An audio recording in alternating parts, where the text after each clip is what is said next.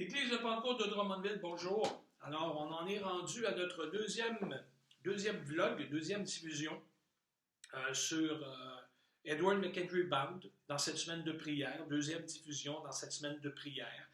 Et chose promise, chose due, on y va avec le texte du pasteur Bound, du pasteur méthodiste. Et puis, la raison pour laquelle j'ai choisi cet individu-là, mais parce que, premièrement, il a écrit beaucoup sur la prière. Toute sa vie, il a écrit sur la prière. D'ailleurs, un fait intéressant, c'est qu'on n'a jamais publié ses livres de son vivant, ou très peu.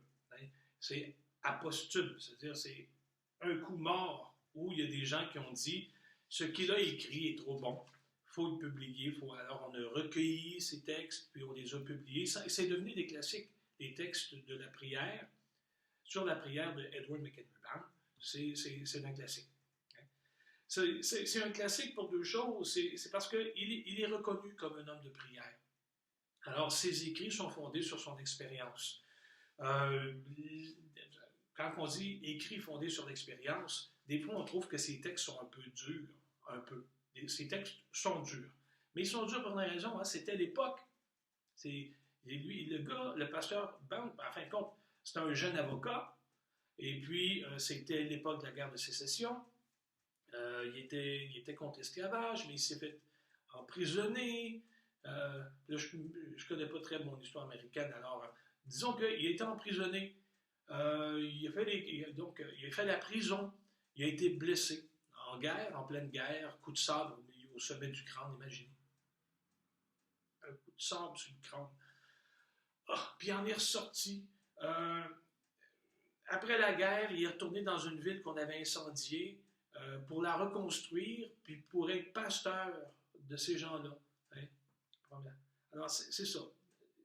Les textes qu'il a écrits sur la prière émanent de son expérience, et puis toute son expérience de vie, c'est dur. Alors, les textes ne peuvent pas faire autrement qu'être radical, tranchant ou dur. La raison pourquoi la manière dont je m'y prends pour choisir les textes que je vous traduis, c'est plutôt les dates qui m'intéressent. Savoir qu'il a écrit, prêché ça, sensiblement à la même date que nous, mais pas à la même époque, je trouve que ça fait beau de voir quels étaient les problèmes qu'il vivait par rapport aux nôtres et la puissance de son exhortation. Alors, je vous ai pris un texte du 24 janvier 1891. C'est une leçon sur la crainte par le Seigneur Jésus, et évidemment, c'est ma traduction. Je mets entre parenthèses, par exemple, j'ai rajouté quelque chose que ça soit clair, parce que je trouvais ça bon. C'est la peur de Dieu conduit au péché, et la peur du péché conduit à Dieu. Mais j'y reviendrai en finale. Alors, pasteur Bound écrit, « La bonne sorte de crainte est une force. Il n'y a pas de système ayant pour objectif d'influencer l'humain, qui peut se permettre de mettre de côté ou de négliger le motif de la peur. » Les vendeurs de systèmes d'alarme, c'est ça qu'ils utilisent. « Les théoristes du christianisme peuvent bien penser être en mesure de s'en passer, mais ceux qui voient les choses comme elles sont, ceux qui transigent avec la vérité, non pas avec des fantaisies, ceux qui travaillent avec la nature humaine, avec sa brutalité et les cœurs tortueux, savent que la peur est un facteur important. L'idée que la peur ou la crainte soit importante dans l'Ancien Testament, mais absent du Nouveau Testament, comme le propage la théologie populaire, est un non-sens. Oui, en 1891, il y avait des théologies populaires, imaginez. Donc, le Nouveau Testament, dit-il, parle beaucoup de crainte et le fait de manière plus radicale, plus puissante et plus étonnante que dans l'Ancien Testament. Alors que le principe général de la crainte dans le Nouveau Testament est un élément fondamental de la piété, on sait que l'idée du jugement à venir, l'Ancien Testament ne connaît pas ça. Voyons maintenant, plus en détail, ce que le Nouveau Testament nous dit de la crainte. Les premiers disciples nous sont montrés comme marchant dans la crainte du Seigneur. Dans le Nouveau Testament, la sainteté est quelque chose à peaufiner dans la crainte du Seigneur. Nous sommes chargés d'envisager l'ensemble de la marche chrétienne ou de la carrière chrétienne, comme il écrit, avec le même principe, en veillant sur notre sanctification. 1 Pierre 1,17 dira « Conduisez-vous avec crainte pendant le temps de votre exil. » L'auteur de l'Épître aux Hébreux, 12e chapitre, verset 28, dit « Faites-le en rendant un culte à Dieu qui soit agréé de lui, avec piété et avec crainte. » D'ailleurs, au ciel, dit-il, les vainqueurs s'exclament « Qui ne craindrait et ne glorifierait ton nom, Seigneur? » Apocalypse 15, verset 4.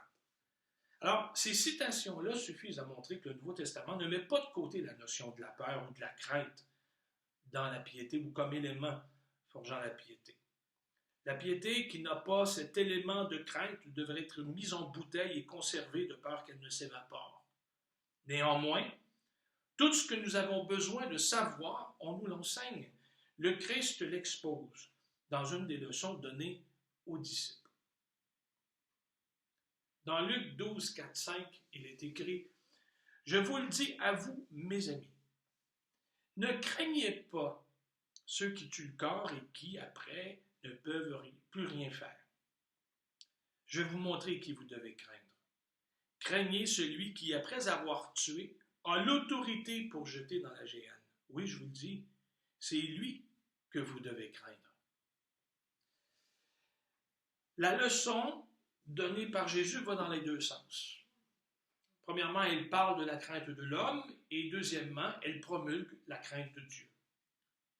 Selon le sens chrétien, ne pas craindre l'homme, c'est aussi pieux que de craindre Dieu. Les deux, la crainte de Dieu, la crainte des hommes, ne peuvent pas coexister. Aucun homme ne peut craindre Dieu et avoir peur des hommes, car la peur des hommes est complètement dépourvue de la crainte de Dieu. La crainte de ce qui est étranger à Dieu est tout aussi dommageable pour la vie chrétienne que le désir de plaire à tout prix. Craindre les hommes, c'est être lâche, c'est être esclave. Or, un esclave et un lâche ne peuvent pas servir Dieu. La crainte des hommes nuit à la piété. Ils sont plusieurs à ne pas avoir obtenu la couronne du martyre à cause de leur crainte des hommes.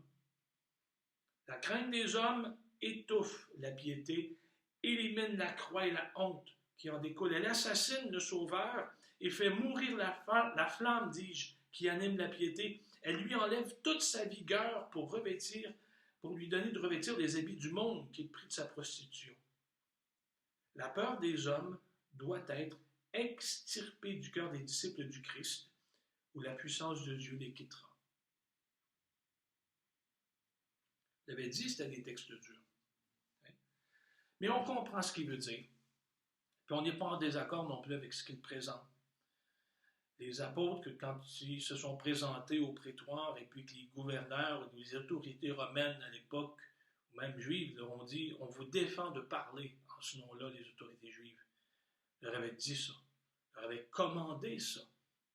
Les apôtres disent « Nous, on pense qu'il vaut mieux obéir à Dieu plutôt qu'aux hommes. » C'est la raison pour laquelle je disais d'entrée de jeu, la peur de Dieu conduit au péché et la peur du péché conduit à Dieu.